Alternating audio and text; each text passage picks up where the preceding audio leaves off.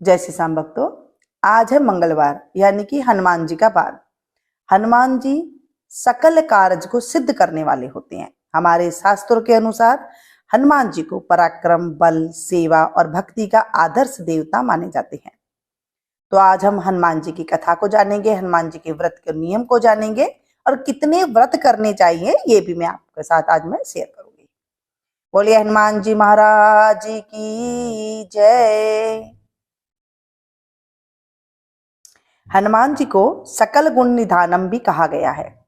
जो हनुमान जी की हनुमान चालीसा है वो एक एक चौपाई तंत्रोक्त कही गई है। हमारे शास्त्रों में कहा गया है कि जो एक एक चौपाई है वो तंत्रोक्त है, यानी कि जो भी कोई हमारे ऊपर किया कराया होता है या फिर कोई रोग होता है या कोई बुद्धि नहीं होती है, जो भी होता है हनुमान जी वो सब पूरी करते हैं। तंत्रोक्त चौपाइयां जब हम पढ़ते हैं, डेली हनुमान चालीसा का हम जब स्मरण करते हैं, सुबह शाम पढ़ते हैं या शाम को पढ़ते हैं, तो हमारे जीवन में अच्छाई आने लग जाती है। लेकिन पढ़ने का नियम होना चाहिए। ऐसे नहीं कि आपको जब मन चाहा तब आप पढ़ ले, ऐसे नहीं होता है। गोस्वामी तुलसीदास जी ने भी लिखा है कि चारों युग प्रताप तुम्हारा है प्रसिद्ध जगत उजियारा। इस चौपाई का अर्थ क्या है? हनुमान जी इकलौते ऐसे देवता हैं जो हर युग में किसी न किसी रूप गुणों के साथ जगत के लिए संकट मोचक बनकर मौजूद रहेंगे। शास्त्रों में कहा गया है कि हनुमान जी के सेवा करने से और उनका व्रत रखने से उनकी विशेष कृपा अपने भक्तों पर बनी रहती है। सुख, संपत्ति, यश और संतान प्राप्ति के लिए मंगलवार का व्रत रखना बहुत शुभ माना गया है। हनुमान जी से जुड़ी मंगलवार व्रत कथा का पाठ करके इस उपवास को पूरी श्रद्धा के साथ आप पूर्ण कर सकते हैं। हनुमान जी के व्रत करने से क्या लाभ मिलता है? ज्योतिष शास्त्र में कहा गया है कि हनुमान जी का व्रत करने से कुंडली में जो ग्रह खराब होते हैं वो शांत हो जाते हैं, सभी ग्रह, और उनकी असीम कृपा प्राप्त होती है। अपने भक्तों पर आने वाले हर संकट को हनुमान जी दूर करते हैं। संतान प्राप्ति के लिए हनुमान जी का व्रत फलदायी माना गया है। इस व्रत को करने से भूत, प्रेत और काली शक्तियां का प्रभाव उस जातक पर कतई नहीं पड़ता है। जिनको मान सम्मान की प्राप्ति नहीं है, जिनके अंदर साहस की कमी है या पुरुषार्थ को बढ़ाना चाहते हैं, तो मंगलवार का व्रत वो अवश्य करें। अब बात आती है कि मंगलवार की हम पूजा कैसे करें, विधि कैसे होनी चाहिए। तो देखिए, जो मंगलवार का व्रत होता है ना, वो 21 मंगलवार तक करना चाहिए। जब कोई भी मंगलवार का व्रत करें तो आप शुक्ल पक्ष देख लें और मंगलवार देख लें। उस दिन से आपको मंगलवार की जो डेट है वो लिख ले और 21 मंगलवार तक आपको रेगुलर ये व्रत करना होता है।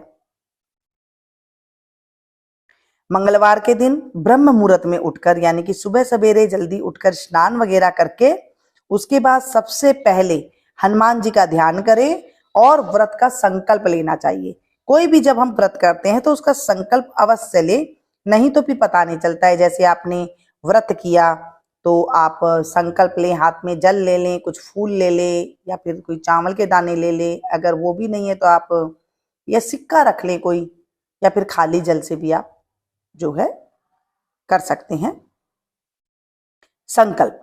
उस संकल्प में आपको बोलना है मास है, मास है, अमुक मास है, जो मास चल रहा है, जैसे कोई भी मास चल रहा है, श्रावण मास चल रहा है, वैशाख मास चल रहा है, ऐसे ना उस मास का नाम आपको लेना है। और उसके बाद मासे मासे अमुक मासे, अमुक तिथि, जिस दिन तिथि हो उस तिथि का नाम ले। और अमुक वार, जो वार होता है, जिस वार को मंगलवार है तो मंगलवार आपको लेना है। जिस शहर में आप रह रहे हैं वहां शहर का नाम लेना है। आपके घर का जो एड्रेस है उसको आपको बोलना है, आपका नाम बोलना है, आपका गोत्र बोलना है।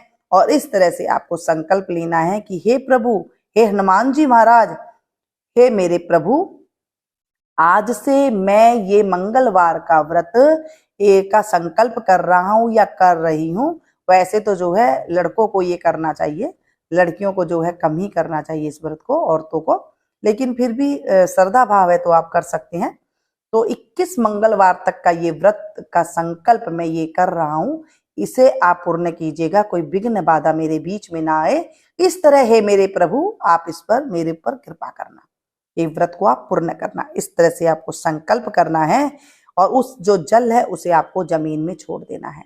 रुपये वगैरह है वो आप रख ले, और उसके बाद या तो वो मंदिर में चढ़ा करके आ जाए, या फिर आप हनुमान कोई गौशाला में आप उनका हरा वगैरह भी डलवा सकते हैं, या गुड़ वगैरह आप उसमें डलवा सकते हैं। इस तरह से आपको संकल्प ले लेना है। उसके बाद ईशान कोण की दिशा में, यानी कि पूर्व दिशा की ओर मुंह करके, या उत्तर पूर्व के कोने में किसी एकांत स्थान में, यानी कि शांतपूर्ण स्थान में आप हनुमान जी की मूर्ति या तस्वीर को आप स्थापित करें। फिर गंगा जल के आप छींटे लगाए, गंगा जल नहीं है शुद्ध जल की आप छींटे लगा सकते हैं। उनको लाल कपड़ा धारण कराए, मूर्ति है तो लाल कपड़ा धारण कराएं, नहीं तो आप लाल कपड़े का आसन दे करके उनको आप बैठा दें। फिर पुष्प चढ़ाए, रोली और अक्षत के आप छींटे दें। उसके बाद चमेली का तेल का दीपक जला करके और तेल की कुछ छींटे मूर्ति या तस्वीर पर डाल दे, छींटे लगा दे थोड़ी सी उंगली से। इसके बाद हनुमान जी को फूल अर्पित करे। उसके बाद जो चावल है, फूल हाथ में रखकर उनकी कथा सुने, तो हाथ में जब आप करें तो उसके बाद आप हनुमान चालीसा का पाठ कर लें, सुंदरकांड का पाठ कर सकते हैं, मतलब जो आप कर सकते हैं, जितनी देर आप बैठ सकते हैं वो आप कर लें। इसके बाद आप भोग लगाएं। अब भोग किस चीज का लगाएं? देखिए, आप रोटी को बना सकते हैं, उसमें थोड़ा सा घी गुड़ डाल करके आप प्रसाद बना सकते हैं, चीनी डाल करके बना सकते हैं। आप घर में नहीं बनाना चाहते चूरमा, तो आप बाजार से लड्डू ला करके प्रसाद चढ़ा सकते हैं, बूंदी का प्रसाद चढ़ा सकते हैं, पेड़े का प्रसाद चढ़ा सकते हैं, मतलब आपका मन हो सो प्रसाद चढ़ा सकते हैं। आप ये कुछ भी नहीं कर सकते हैं, मिश्री चढ़ा सकते हैं, मतलब मनसा से आप जो भी आपके पास प्रसाद है आप वो लेकर के वहां प्रसाद चढ़ा सकते हैं। आप गुड़ का प्रसाद चढ़ा सकते हैं, ठीक है। वो आप अपनी मनोकामना बाबा से बोले, प्रसाद उसके बाद सभी को आप वितरित कर दे, घर में जितने हैं सब थोड़ा थोड़ा प्रसाद ले दे। अगर संभव हो तो उस दिन दान जरूर करें। दान क्या होता है? जैसे आप गाय को गुड़ का दान खिला सकते हैं, हरा का दान कर सकते हैं, किसी को भी दान कुछ दे सकते हैं, जैसे आपको कहीं कुछ मिले तो किसी को खाना वगैरह दे सकते हैं। इस तरह से भी दान, जब हम कोई व्रत करते हैं ना तो थोड़ा सा दान पुण्य हमें कर लेना चाहिए। या फिर थोड़ा सा आटा दाल वगैरह एक सीधा निकाल करके आप मंदिर में दे सकते हैं, या फिर चूरमे का एक लड्डू बना करके आप वो मंदिर में जा करके भी आप जो है वो भगवान जी को प्रसाद लगा सकते हैं। इस तरह से कुछ भी आपका मन जो करे, जो आपकी सामर्थ हो, आपके पास जितना टाइम हो आप वो कर सकते हैं। फिर उसके बाद सुबह आपने ये कर लिया, शाम के समय हनुमान मंदिर में जाकर चमेली का तेल का दीपक जलाएं, और सुंदरकांड का पाठ अगर आप शाम को कर सकते हैं तो आप शाम को भी कर सकते हैं, और उनकी आरती करें। घर में कर सकते हैं, मंदिर में कर सकते हैं, जैसे आपको अच्छा लगे आप ये कर सकते हैं। 21 मंगलवार के व्रत होने के बाद 22वें मंगलवार को विधि विधान के साथ बजरंग बली की पूजा और उन्हें चोला चढ़ाना चाहिए। चोला होता है सिंदूर और चमेली तेल का, या फिर सिंदूर घी के साथ चोला चढ़ाया जाता है हनुमान जी की मूर्ति पर। आपको नहीं आता तो आप मंदिर में जाकर के पंडित जी से पूछ सकते हैं, वो आपको बता देंगे क्या क्या सामग्री लेकर आनी है, ठीक है। अब जब आपने व्रत करा है तो आपको खोलना क्या है, क्या क्या खाना है। देखिए, वैसे तो इस व्रत में नमक नहीं खाया जाता है, सिर्फ चूरमे के साथ या फिर जो प्रसाद है उसी के साथ ही व्रत किया जाता है। आजकल हमारा शरीर ऐसा नहीं है कि नमक बिना रह सकते। अगर आप नमक के खाए बगैर रह सकते हैं तो आप वैसे कर ले, नहीं तो आप नमक के साथ रोटी वगैरह खाते हैं तो आप जैसे कर सकते हैं तो रोटी वगैरह के साथ आप वैसे भी कर सकते हैं, और मीठा के साथ करना चाहे तो मीठा के साथ भी कर सकते हैं। शाम के टाइम पे आप भोजन कर सकते हैं, दिन पे एक टाइम पे भोजन करना होता है, तो आप इस तरह से कर सकते हैं। उन्हें चोला चढ़ाए, और उसके बाद आप चाहें तो ब्राह्मण को भोजन करा सकते हैं। और आप ज्यादा बड़ा करना चाहते हैं, यानी कि आप सामर्थ्य है आपकी, तो शास्त्र कहता है कि 21 ब्राह्मणों को बुलाकर उन्हें भोजन आप करा सकते हैं, और अपने सामर्थ्य के अनुसार दान दक्षिणा भी आप उन्हें दे सकते हैं। और ये जो होती है, जो ब्राह्मणों को बुला करके जिमाने की जो परंपरा होती है, वो आप कुछ पंडित जी से भी पूछेंगे तो वो आपको बता देंगे कि इसमें ये चीज होती है, तो आप इस तरह भी कर सकती हैं, वो आपके ऊपर है। चलिए बोलिए हनुमान जी महाराज की जय। अब मंगलवार की कथा का हम स्मरण करें। प्राचीन समय की बात है, किसी नगर में एक ब्राह्मण दंपति रहते थे। उनके कोई संतान न होने के कारण वह बेहद दुखी रहते थे। हर मंगलवार ब्राह्मण वन में हनुमान जी की पूजा करने के लिए जाते थे। वहां पूजा करके बजरंगबली से एक पुत्र की कामना करता था। उसकी पत्नी भी पुत्र की प्राप्ति के लिए मंगलवार का व्रत किया करती थी। वह मंगलवार के दिन व्रत के अंत में हनुमान जी को भोग लगाकर ही भोजन करती थी। एक बार व्रत के दिन ब्राह्मणी ने भोजन नहीं बना पाई और न ही हनुमान जी को भोग लगा सकी। तब उसने प्रण किया कि वह अगले मंगलवार को हनुमान जी को भोग लगाकर ही भोजन करेगी। वह भूखी प्यासी 6 दिन तक पड़ी रही। मंगलवार के दिन वह बेहोश हो गई। हनुमान जी की उसकी श्रद्धा और भक्ति देखकर प्रसन्न हो गई, गदगद हो गई। उन्होंने आशीर्वाद स्वरूप ब्राह्मणी को एक पुत्र दिया और कहा कि यह तुम्हारी बहुत सेवा करेगा। बालक को पाकर ब्राह्मणी अति प्रसन्न हो गई। उसने बालक का नाम मंगल रखा। कुछ समय उपरांत जब ब्राह्मण घर आया तो बालक को देख पूछा कि वह कौन है। पत्नी बोली कि मंगलवार के व्रत से प्रसन्न होकर हनुमान जी ने मुझे यह बालक दिया है। ब्राह्मण को अपनी पत्नी की बात पर विश्वास नहीं हुआ। एक दिन मौका देखकर ब्राह्मण ने बालक को कुएं में गिरा दिया।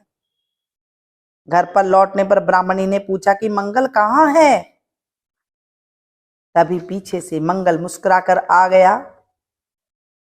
उसे वापस देखकर ब्राह्मण आश्चर्यचकित रह गया।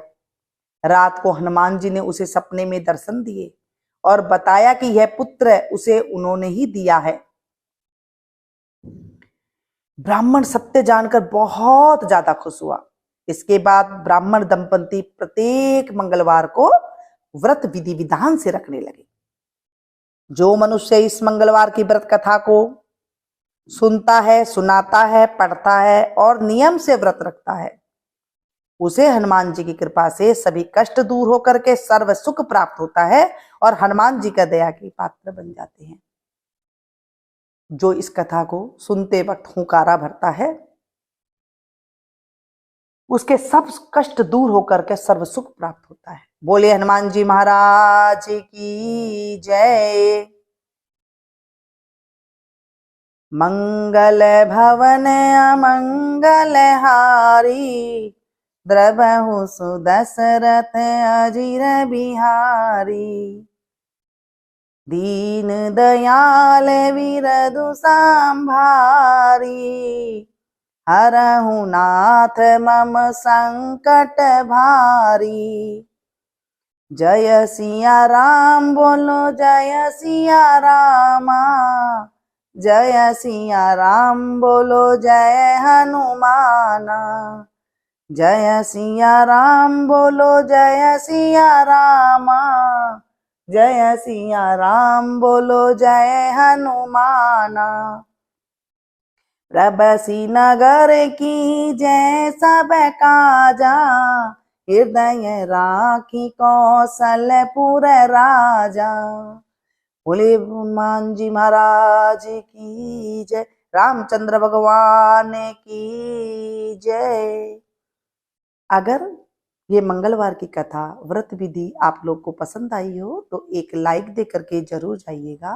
अपनों के साथ भी शेयर कीजिएगा ताकि आपको भी कथा सुनाने का फल प्राप्त हो सके। जब हम किसी को कथा सुनाते हैं तो उसका भी हमें पुण्य की प्राप्ति होती है, हमारे खाते में अमोघ शुभता फल की प्राप्ति होती है, हमारे कष्ट दूर होते हैं।